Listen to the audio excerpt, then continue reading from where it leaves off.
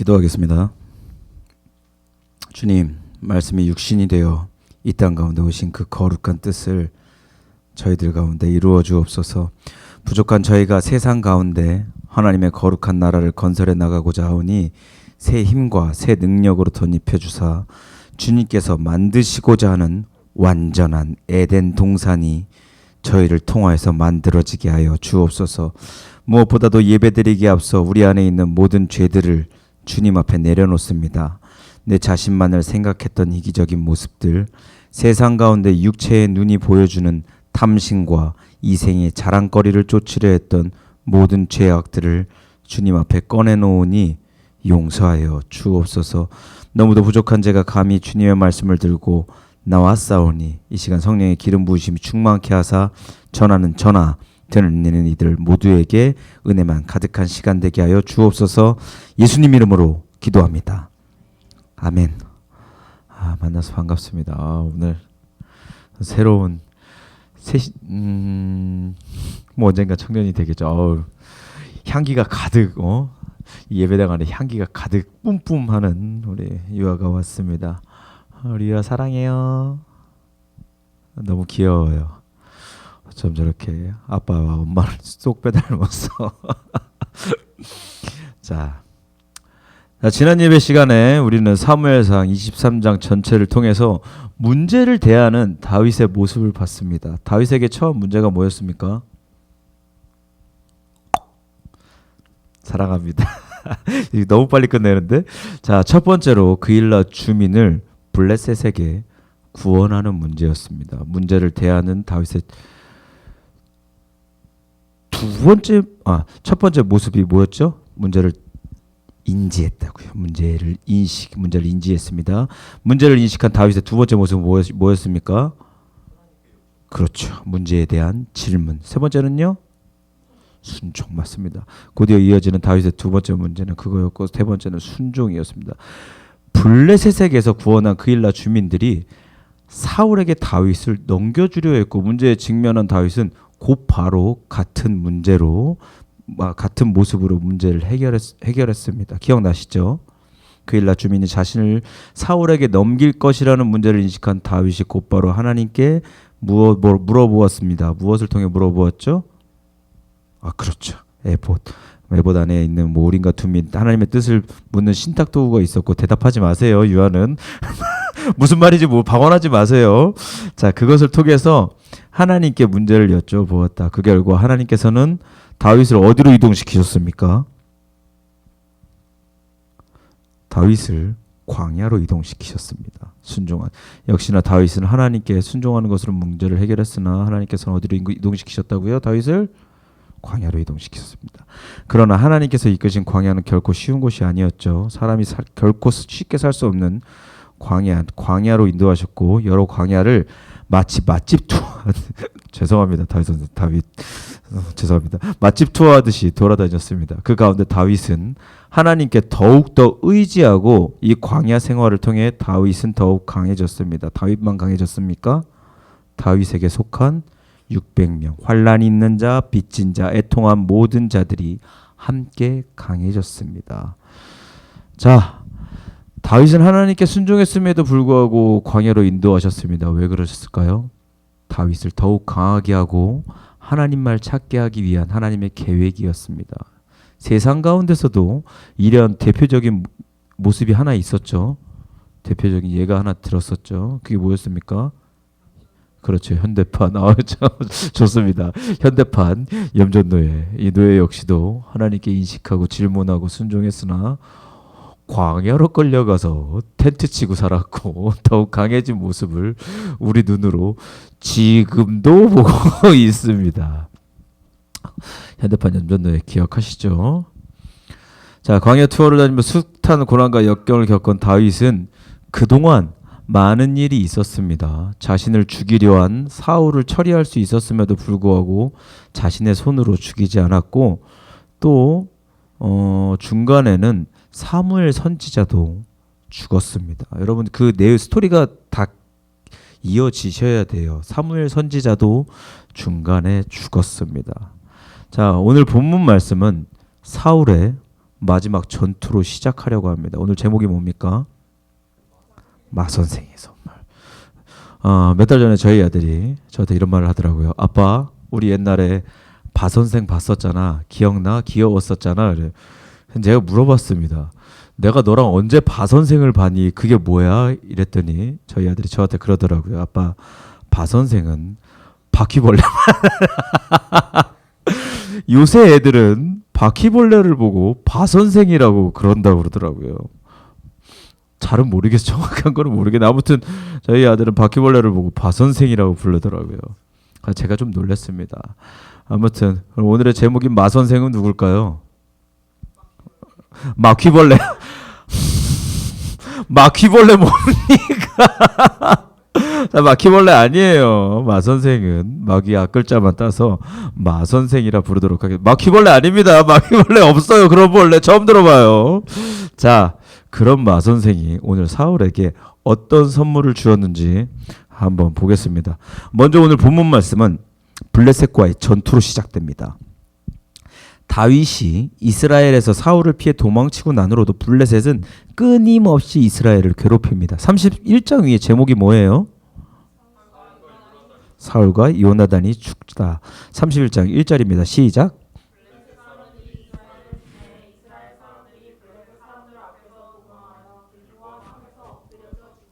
블레셋과의 전투에서 이스라엘이 패하고 이스라엘은 전부 다 도망을 갑니다. 사울은 이 마지막 싸움에 정말 처참하리만큼 무너집니다. 자신이 가지고 있던 폭력으로 인한 무력과 그로 인해 그의 마지막이 얼마나 처참한지 계속 한번 보도록 하겠습니다. 얼마나 처참하게 죽을까요? 자, 2절입니다. 시작.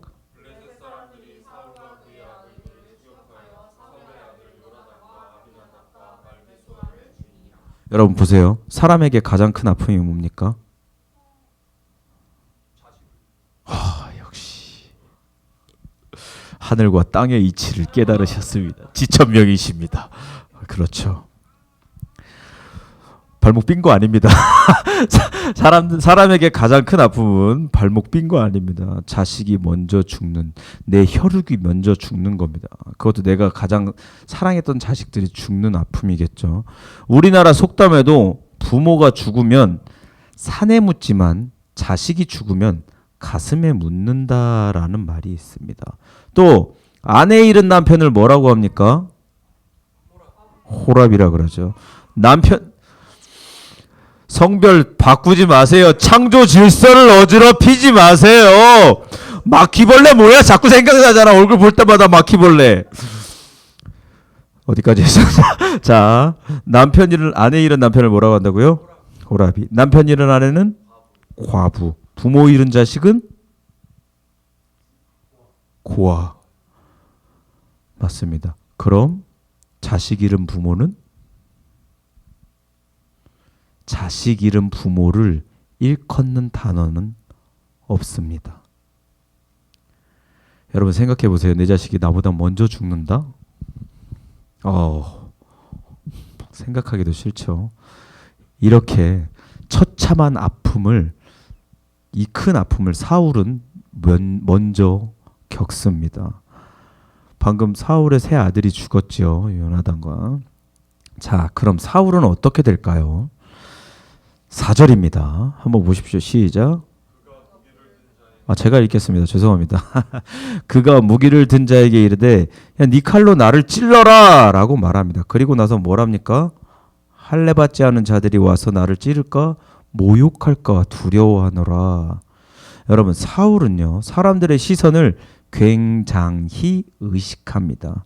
지금 자신이 죽음 목전에 왔는데도 이 사울은 자기가 사람들에게 어떻게 비춰질까 그걸 두려워합니다. 그래서 옆에 있는 무기든 병사에게 자신을 죽여달라고 얘기하는데 이 사람은 그렇게 하지 않습니다. 왜일까요? 하나님의 기름 부음 받은 사울을 죽이지 못하는 겁니다. 계속해서 봅시다. 4절 중간이에요. 무기를 든 자가 심히 두려워하여 감히 행하지 않는지라 이에 사울이 자기의 칼을 뽑아서 그 위에 엎드러짐에 무기를 든 자가 사울이 죽음을 보고 자기도 칼이 엎드러져 그와 함께 죽으니라. 여러분 결국 사울은 자신이 믿고 의지했던 칼에 의해서 스스로 자살합니다. 성경에는 엎드러져서 죽었다고 짧게 나오지만 이 사울의 마지막 모습을 이스라엘의 역사가 요세푸스는 이렇게 기록합니다. PPT 좀 돌려주실래요? 보일까요 이게? 한번 밑줄 친 데만 한번 읽어봅시다. 시작.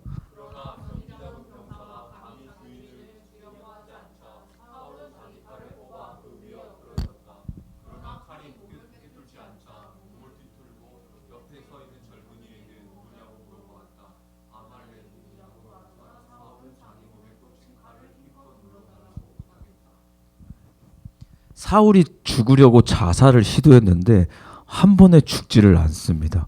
칼이 몸을 꿰뚫지 못해서 결국 옆에 자기 옆에 있던 아말렉 청년에게 칼 좀 힘껏 눌러서 나 좀 죽여줘 하고 부탁하는 겁니다. 여러분 생각해 보세요. 칼이 박혀 있는데 아등바등하면서 옆에 있는 사람한테 나 좀 죽여달라고 하는 모습을요. 굉장히 비참하죠.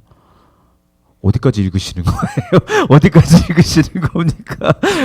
자신의 세 아들이 먼저 죽었다는 소식도 듣고 사울 또한 결국 이런 비참한 모습으로 죽습니다. 자, 자신이 가진 힘으로 모든 것을 이루던 사울이었습니다. 대답하지 마세요. 자, 사울이 하나님께 버림받았던 대표적 사건이 뭐였죠?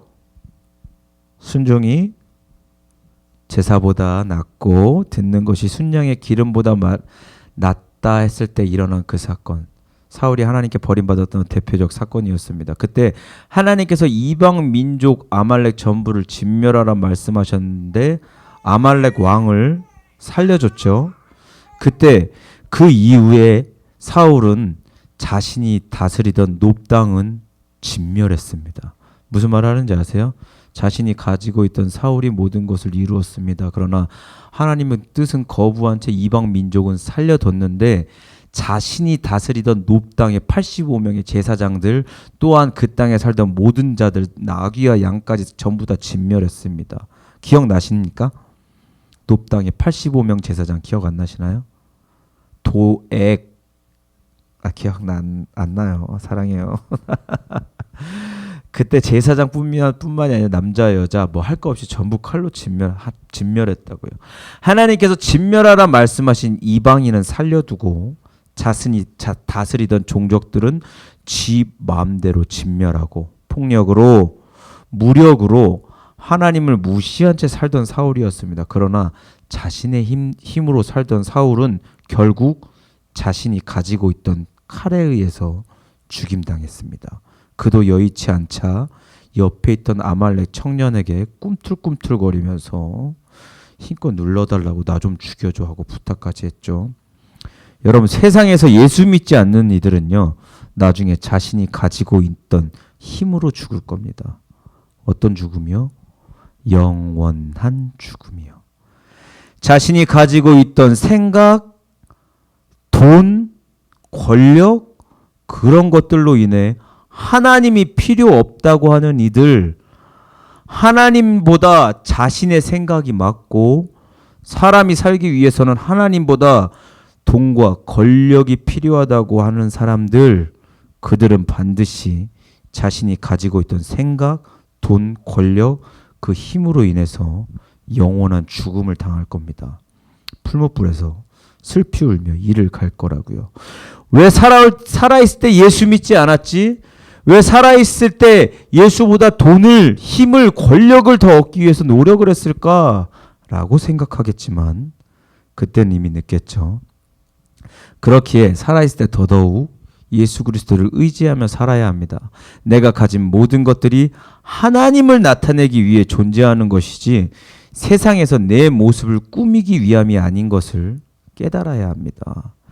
내가 가진 생각은 하나님을 위해, 내가 가진 돈은 전도사를 위해, 예수님을 위해, 내가 가진 권력과 힘은 성령님을 위해 쓸 줄 아는 우리가 되어지길 소망합니다. 계속해서 봅시다. 어디까지 했었죠? 사울의 죽음. 자, 사울이 죽었습니다. 마지막에 참 비참하게 죽었죠. 아직도 떠 있네요. 비참하게 죽었습니다. 그 사울이 죽은 후에 어찌 될까요? 8절부터 한번 읽어볼까요? 생각 좀 하면서 읽으세요. 8절부터 읽어보시죠. 시작.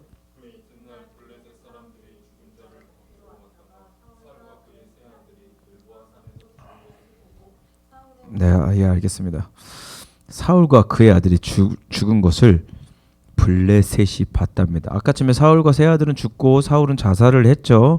그 모습을 다른 사람들 벗기러 왔다가 무슨 이렇게 무서운 말을 써놓으셨죠? 벗기러 왔다가 무서운 말인가요? 이거 야한 말인가요? 아무튼 벗기러 왔다가 사울과 그의 세 아들을 길보아 산에서 봤답니다. 9절 봅시다. 시작.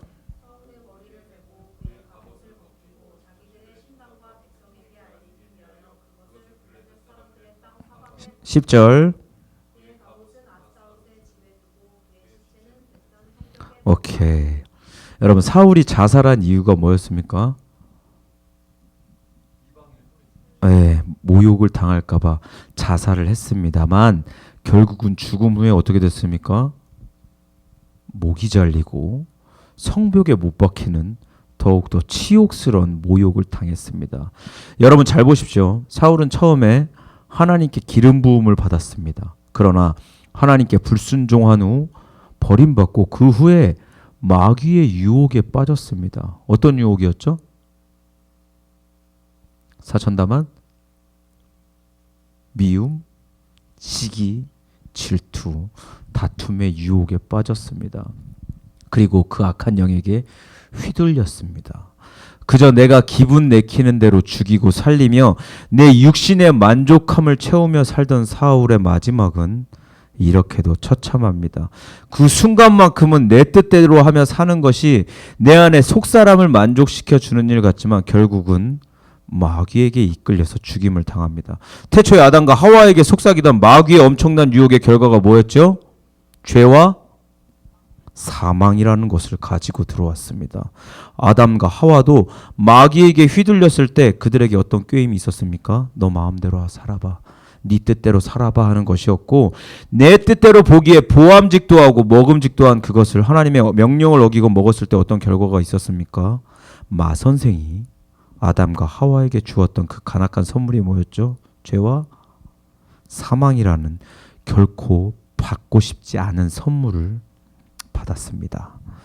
결국 아담과 하와 온 인류는 마선생의 선물을 받고 죽을 수밖에 없습니다. 여러분, 마귀의 일이 이겁니다.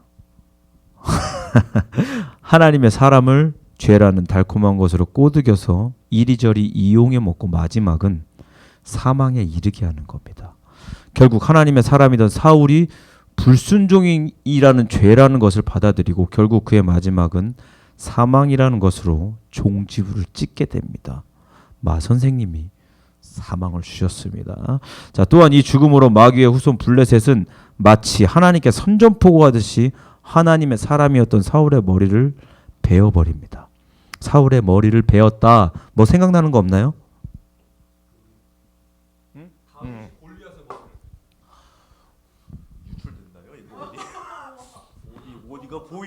어디가 보이시는 건가요? 아, 골리앗도 저를 골리앗 이러려고 갑자기 예, 감사합니다. 역시 신학하는 분이라 다르시네요. 네, 다윗과 골리앗. 여러분, 다윗이 마지막에 골리앗의 머리를 뱄습니다. 그 후에 골리앗의 머리는 어디로 갔을까요? 다윗이 골리앗의 머리를 뱄습니다. 그 후에 골리앗의 머리는 어디로 갔을까요? PPT 넘겨주세요. 한번 읽어볼까요? 시작. 급주는 자기 장막에 두니라. 다윗은 골리앗의 머리를 예루살렘으로 가져갔답니다.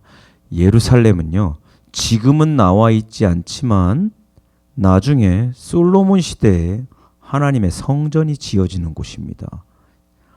하나님께서 친히 임재하시는 하나님의 집이 지어지는 곳이라고요. 그 하나님의 집터로 마귀와의 싸움에서 승리한 후 승리의 상징인 골리앗의 머리를 다윗이 어디로 갔습니까? 하나님의 집터로 수십 년 후에 지어질 하나님의 집터로 골리앗의 머리를 가져갔습니다. 자, 그럼 여기서 문제. 저는 사울의 머리가 어디로 갔는지 너무나 궁금했습니다. 너무나 궁금했어요. 여기서 문제 드리겠습니다. 가장 먼저 맞추시는 분께 커피 한 잔 쏘겠습니다. 찾으시면 전도사님 사랑해요를 외쳐주시기 바랍니다. 자, 사울의 머리는 어디 있을까요? 자, 그렇게 찾으시면 답이 없기 때문에 힌트 드리겠습니다. 힌트. 역대상 10장입니다.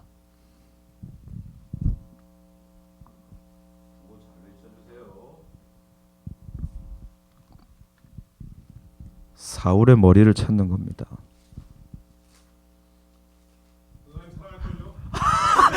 땡! 저 사랑할걸요? 안 돼요. 사랑해요로 주세요. 사랑해요 외쳐주세요. 발음 왜 그래? 사랑해요 뭐야? 그래서 사랑하기 싫어요 저를. 자, 읽어주시기 바랍니다. 네, 그의 머리를 어디요? 다곤의 신전.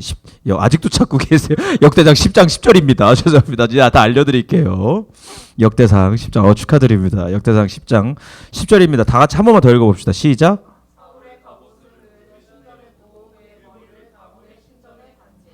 여러분, 마치 다윗이 골리앗과의 싸움의 전리품으로 골리앗의 머리를 하나님의 집터로 가져간 것처럼 사랑해요.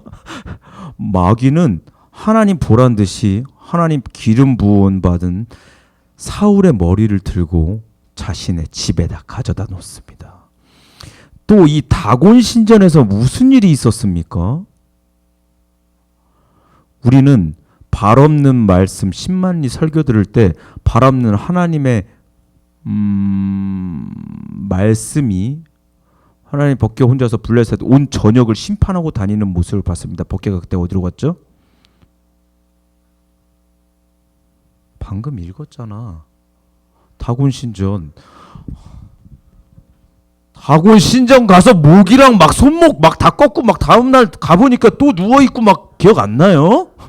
네, 그때 하나님의 법궤가 다곤 신전에 가갖고 목과 손목 꺾고 막 넘어뜨리고 막 이렇게 했었죠. 기억나시죠? 그러면서 하나님의 말씀이 그 신의 무능력함을 나타냈는데, 그런데 지금 하나님의 기름 부음을 받은 사울의 머리가 다곤 신전에 대롱대롱 매달려 있는 겁니다. 마귀가 마치 그때의 일을 복수하는 것처럼 하나님께 자신의 전리품을 자랑하듯이 사울의 머리를 자신의 집에 매달아 놓고 있는 겁니다. 자식이 재수없어. 자, 그럼 우리도 하나님의 집에다가 마귀의 머리를 매달아 놔야 합니다. 여러분, 오늘날 하나님의 집이 어디입니까? 틀리셨습니다. 맞습니다. 오늘날 하나님의 집은, 하나님께서 임재하시는 곳은 우리입니다. 우리는 주의 움직이는, 맞습니다. 여러분, 마귀의 모든 일을 멸하시고 하나님께서 친히 임재하시는 우리의 처소에, 이 귀한 성전에 우리의 몸과 마음을 깨끗이 하고 마귀의 모든 일을 멸하여서 마귀를 붙잡아 놓고 하나님께서 계시는 성전에 갖다 묶어두는 우리 되어지길 소망합니다. 아멘. 말씀을 정리하겠습니다. 우리는 오늘 하나님의 사람이었지만 하나님께 불순종한 사울의 마지막 모습을 보았습니다.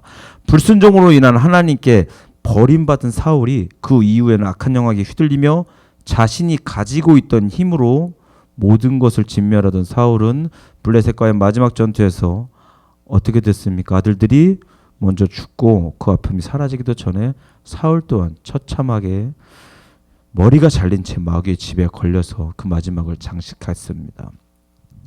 여러분, 마귀가요 사람들에게 달콤한 속삭임을 합니다. 너 힘으로, 너 능력으로 네가 하고 싶은 대로 살아봐 하며 보암직도 하고 먹음직도 한 생각과 힘과 능력을 불어넣습니다. 그러면 하나님처럼 될 거야 라고 말하며 사람의 인생을 하나님의 뜻이 아닌 자신의 뜻대로 살라고 얘기합니다. 그러나 여러분, 마귀가 하는 모든 말들은요 거짓말입니다. 거짓말입니다. 그것은 마귀가 주는 달콤하지만 결코 받아서는 안 되는 선물입니다. 마귀의 선물이 뭐였습니까? 아까 사망이었습니다. 죄와 사망. 하나님의 뜻대로 살지 않고 내 뜻대로 살면 결국은 사람에게 주어지는 것은 죄와 사망입니다. 오늘날 세상 사람에게 가장 큰 문제가 있습니다. 그게 뭘까요? 먹고 사는 문제일까요? 아니요. 사랑과의 문제요? 아니요. 그보다 더 큰 문제가 있으니 그것은 죽음이라는 문제입니다. 사람이 죽음 앞에서 먹고 사는 문제를 걱정 안 합니다. 죽는 것에 대해서 걱정하죠. 사람과의 문제를 걱정하지 않습니다. 죽음 앞에서는. 이 영원히 풀리지 않는 문제를 세상 사람들은 끌어안고 삽니다. 어떤 문제요? 죽음, 사망이라는 문제를 세상 사람들은 끌어안고 산다고요. 예수를 믿지 않는 사람들은요, 죽음을 앞두고 두려워합니다. 100%입니다. 여러분, 죽음 앞둔 사람들이 얼마나 두려워하는지 아십니까? 요양병원에 가갖고 오늘 내일 하는 사람들 보신 적 있습니까? 무서워합니다. 두려워 떤다고요. 안 보셨죠? 저는 봤습니다. 무서워합니다. 정말로 무서워. 나 죽을까 봐. 그러나 예수를 믿는 우리들은요, 죽음을 두려워하지 않습니다. 왜요? 흙으로 지어진 우리의 첫사람의 모습은 불순종한 아담의 모습을 갖고 태어났지만 예수를 믿음으로써 거듭난 우리의 마지막 모습은 하늘에 속한 예수 그리스도의 형상으로 다시 태어나기 때문입니다. 즉 부활 생명으로 우리는 다시 태어납니다.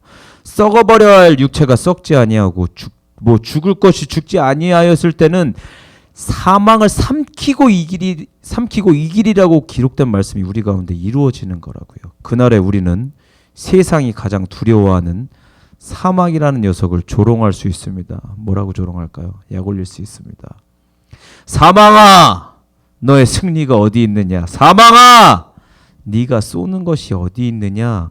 하고 세상이 그토록 두려워하던 사망이라는 녀석을 우리는 조롱할 수 있습니다.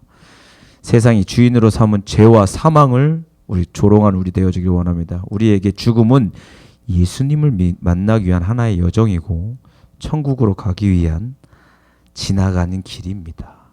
그 길을 지나면 곧 천국 환송식이 열리겠죠. 이후에 우리가 잠자고 일어났을 때는 하나님의 천사들이 우리를 반겨주고 우리가 꿈꾸며 그리던 예수 그리스도의 실체를 볼 겁니다. 우리가 그날을 꿈꾸며 지금은 어렵더라도 힘들더라도 피곤하고 졸립더라도 이후에 부활해서 영원히 기쁨과 평안 가운데 있을 천국 소망으로 날마다 주 안에 사는 저와 여러분 모두 되어지길 소망합니다. 아멘. 기도하겠습니다. 하나님, 마귀는 오늘도 주님의 형상을 입은 저희들을 꼬드겨 어떻게든 자신의 집으로 데려가 목을 매달으려 합니다. 그 마귀가 주는 게임이 너무도 달콤합니다. 보암직도 하고 먹음직도 하고 또한 내 뜻대로 하면 너무도 편한 마음이 있습니다. 그러나 하나님께 묻지 않고 내 뜻대로 하는 것은 불순종하는 것임을 깨닫습니다. 마귀가 주는 달콤한 꾀임에 빠져 영원히 죽는 형벌에 갇히지 않도록 저희들의 일평생을 지켜보아요 주옵소서. 날마다 죄와 싸워 이기며 주님의 거룩한 성전인 저희들의 몸과 마음을 지켜 스스로 절제하며 하나님과 사람 앞에 부끄러움 없는 저희들 되게 하여 주옵소서.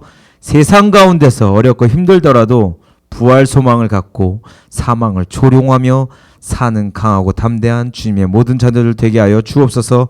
예수님 이름으로 기도합니다. 아멘.